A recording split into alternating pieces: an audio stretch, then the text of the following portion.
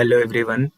तो आज का ये वीडियो थोड़ा अलग टाइप का वीडियो रहने वाला है। जो रेगुलर कैंडिडेट्स हमें फॉलो करते हैं वो उतना ज़्यादा शायद रिलेट नहीं कर पाएंगे, बट जो लोग भी फ्यूचर में अगर यूपीएससी की प्रिपरेशन का सोच रहे हैं या जो लोग तैयारी करते हैं वो इस वीडियो से रिलेट भी कर पाएंगे, और शायद जो फ्यूचर में यूपीएससी की तरफ जाना चाहते हैं वो उनको कुछ चीज़ें मे भी सीखने के लिए मिलेंगी।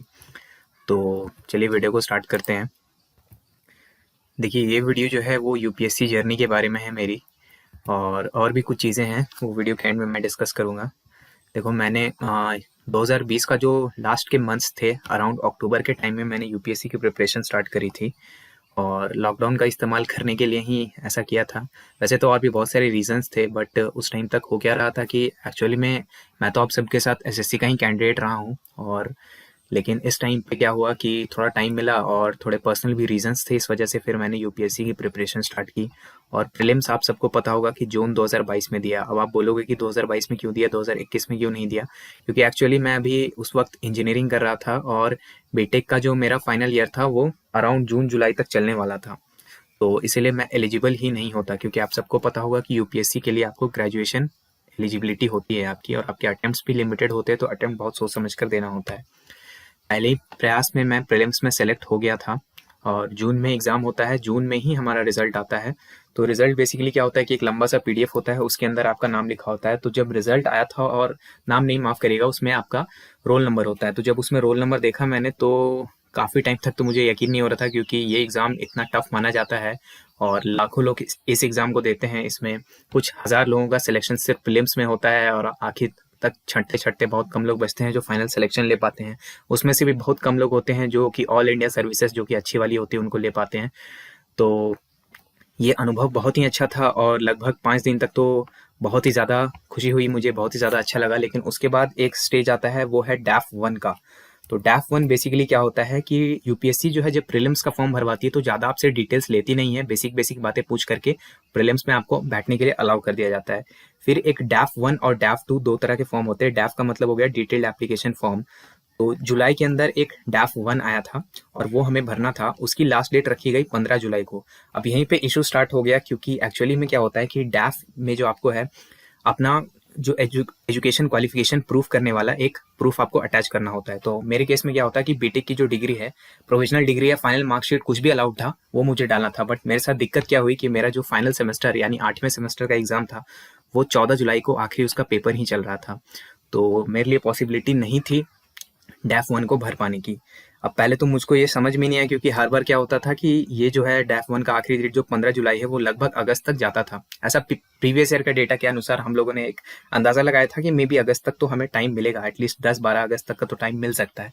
बट अनफॉर्चुनेटली इस बार यूपीएससी को सारी चीज़ें जल्दी करनी थी। तो कह सकते हो आपकी कुछ चीज़ अगर किस्मत में नहीं होती तो वो नहीं ही मिलती है। और इसीलिए यहाँ पर एक थोड़ा लेसन है कि थोड़ा सा लक का फैक्टर होता है लाइफ में। लक को कम्प्लीटली इग्नोर नहीं करना चाहिए, क्योंकि हार्डवर्क हमने अच्छी तरीके से किया था। बट 15 जुलाई को इसका लास्ट डेट बीतता है, और 15 जुलाई को आप यकीन नहीं करोगे, मुझे यूपीएससी से 4 से 5 कॉल्स आए थे। और मुझे भी पहले लग रहा था कि शायद कोई स्कैम कॉल्स होंगे। जब वो बोल रहे थे कि हेलो मैं यूपीएससी से बोल रहा हूँ, तो हमें भी लगा कि यार ये क्या बात है। तो फिर हम लोग ने लेकिन बात किया, वो लोग एक्चुअली यही पूछ रहे थे, क्योंकि इस तरह के इंसिडेंट शायद उन्होंने नहीं देखे होंगे कि कोई एग्जाम क्लियर करने के बाद भी डैफ क्यों नहीं भर रहा है। तो मैंने उनको एक्सप्लेन किया, उनसे भी मैंने पूछा कि सर अगर कुछ हो सकता है। एक्चुअली पहले भी मैंने कॉन्टैक्ट किया था, बट ओवरऑल 15 जुलाई तक मुझे समझ आ गया था कि अब कुछ नहीं हो सकता, चीज़ें अपने हाथ में नहीं है। कॉलेज से भी बहुत सारी बातें की, बट कॉलेज भी अपने तरफ से क्या ही कर सकता था, कोविड की वजह से सेमेस्टर वगैरह लेट चल रहा था। तो फाइनल बात यही हुआ कि बीटेक रिजल्ट्स जो है मेरे 8 अगस्त को आए हैं, और 8 अगस्त तक अगर खिंच जाता तो खिंच जाता, बट मौका नहीं मिला मेंस लिखने का। अब देखो, जो भी वेटरन्स लोग होते हैं जो तैयारी करते हैं, अगर आपके भैया दीदी कोई प्रिपरेशन करते होंगे, या मे बी अगर आप कर रहे होगे, तो आपको सबको पता होगा कि एक्चुअल में जो तैयारी होती है वो मेंस की जाती है। प्रीलिम्स की एज सच कोई प्रिपरेशन नहीं होती। प्रीलिम्स आप लास्ट के 3 से 4 महीने के अंदर प्रिपेयर करते हो अपने एमसीक्यू वगैरह के। और वैसे भी हम लोग एसएससी के कैंडिडेट रहे हैं, पहले बहुत सारे एमसीक्यू के एग्जाम्स दे रखे हैं हमने। तो जेई मेंस, जेई एडवांस सब कुछ दे करके बैठे हुए हैं। तो एमसीक्यू एग्जाम अपने लिए कोई बड़ी बात नहीं होती है। एमसीक्यू में जो बेसिक फंडे काम करते हैं, थोड़े एलिमिनेशन टेक्निक्स काम करते हैं, ऑप्शन देख करके कैसे आंसर तक पहुंचा जाता है, बहुत सारी टेक्निक्स होती है, वो सब अपने को पहले से पता है। बहुत सारे एसएससी के एग्जाम्स भी हमने दे रखे थे, तो बहुत सारी चीज़ें हमको पता थी। तो एमसीक्यू एज सच उतने हमारे लिए मुश्किल नहीं था। ऑफ कोर्स प्रीलिम्स भी एक बहुत बड़ा स्टेज होता है, और प्रीलिम्स, मेंस और इंटरव्यू तीनों एक अलग अलग एग्जाम की ही तरह है, बस तीनों का सिलेबस में थोड़ा ओवरलैप है। तो ऐसा नहीं है कि प्रीलिम्स बहुत ही आसान होता है, लेकिन एक्चुअल प्रिपरेशन कोई भी बंदा करता है, कोई भी सीरियस एस्पिरेंट, तो वो मेंस की करता है। तो मेजॉरिटी ऑफ द टाइम आप 1 साल से ज़्यादा अगर मेंस की तैयारी करोगे और फिर आपको मेंस लिखने का मौका भी नहीं मिलेगा, तो थोड़ा बुरा तो लगता है, और बुरा थोड़ा नहीं, बहुत ज़्यादा बुरा लग रहा है। बट यही लाइफ है, अब आगे क्या करना है वो तो पता नहीं। और जिन लोगों को थोड़ा सा मतलब मे बी थोड़े डाउटफुल लोग भी होते हैं, तो ये यूपीएससी जो प्रीलिम्स का इस बार का रिजल्ट है, पेज नंबर 20 पे 411936, ये मेरा रोल नंबर है और ये है मेरे एडमिट कार्ड का एक पार्ट।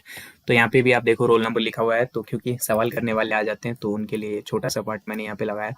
और अब छोटा सा आपसे बात करूंगा कि ये चैनल क्यों स्टार्ट किया था, और थोड़ा आपका हेल्प चाहिए मुझे। देखो 3 साल ऑलमोस्ट होने को आए हैं। 29 सितंबर, अगर मुझे ठीक से याद आ रहा है, 29 सितंबर को ये चैनल स्टार्ट किया था 2019 के अंदर। चैनल स्टार्ट करने का रीज़न ये था कि उस वक्त मैं एसएससी की प्रिपरेशन स्टार्ट किया था, और स्टार्ट करके मुझे काफ़ी टाइम हो गया था, लगभग 8-10 महीने हो गए थे। तो बहुत सारी चीज़ें मेरे मन में डाउट्स होते थे जो यूट्यूब पे अवेलेबल नहीं रहते थे। जैसे कि फॉर एग्जांपल आप इस चैनल पे ही देखोगे कि एग्जाम में टोटल कितना टाइम क्या लग जाता है स्टार्टिंग से लेकर के एंड तक में, ये किसी ने सही से एक्सप्लेन नहीं करा था, एटलीस्ट रफली भी किसी ने एक्सप्लेन नहीं करा था। टाइपिंग से रिलेटेड बहुत सारे डाउट्स थे, डिस्क्रिप्टिव का बहुत सारा डाउट्स था, बुक से रिलेटेड डाउट्स। पहले उतने ज़्यादा कंटेंट नहीं, अब तो यूट्यूब पे काफ़ी अच्छे अच्छे कंटेंट्स आ गए, बहुत सारे अच्छे यूट्यूबर्स भी आ गए, बट उस टाइम ऐसा कुछ था नहीं। तो उस वक्त मैंने ये चैनल स्टार्ट किया था अपने 2 दोस्तों के साथ में कि इस तरह की जो गाइडेंस होगी वो मैं दूंगा।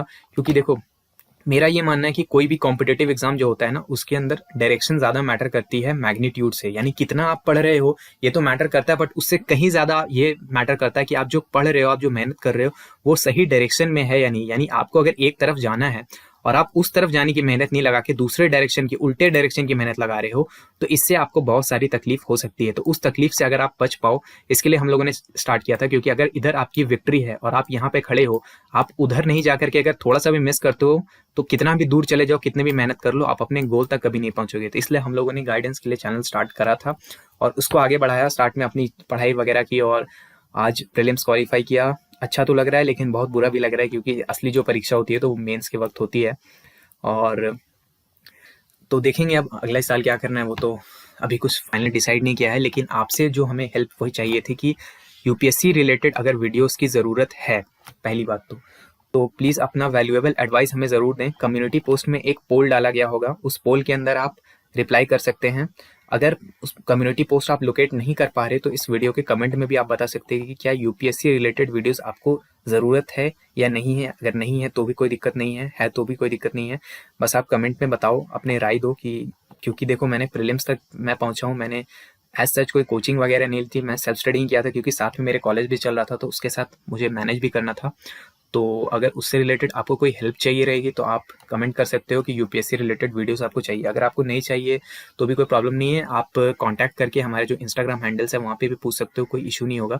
और ऐसे भी देखो प्रीलिम्स तक जा करके मैं अपने आप को इतना क्वालिफाइड नहीं मानता हूँ कि सिर्फ प्रीलिम्स निकाल करके मेरे पास इतना मटेरियल आ गया कि मैं आप सबको बहुत ज़्यादा गाइडेंस एज सच दे पाऊँ। लेकिन एटलीस्ट आपका जो अगर प्रिपरेशन होगा, अगर आप फ्यूचर में कोशिश कर रहे होगे यूपीएससी की या करने वाले होगे, तो एटलीस्ट आपके लाइफ के जो 2 से 3 स्टार्टिंग के महीने होते हैं वो मैं ज़रूर बचा दूंगा, जिस टाइम पे आप एटलीस्ट एक बेसिक चीज़ें समझने की कोशिश कर रहे होते हो कि सिलेबस को कैसे डिकोड करना है, पढ़ाई कैसी करनी है, सोर्सेस, मटेरियल्स, प्रीलिम्स मेंस के बीच में डिस्टिंग्विशन और ऑप्शनल वगैरह कैसे चूज़ करना है।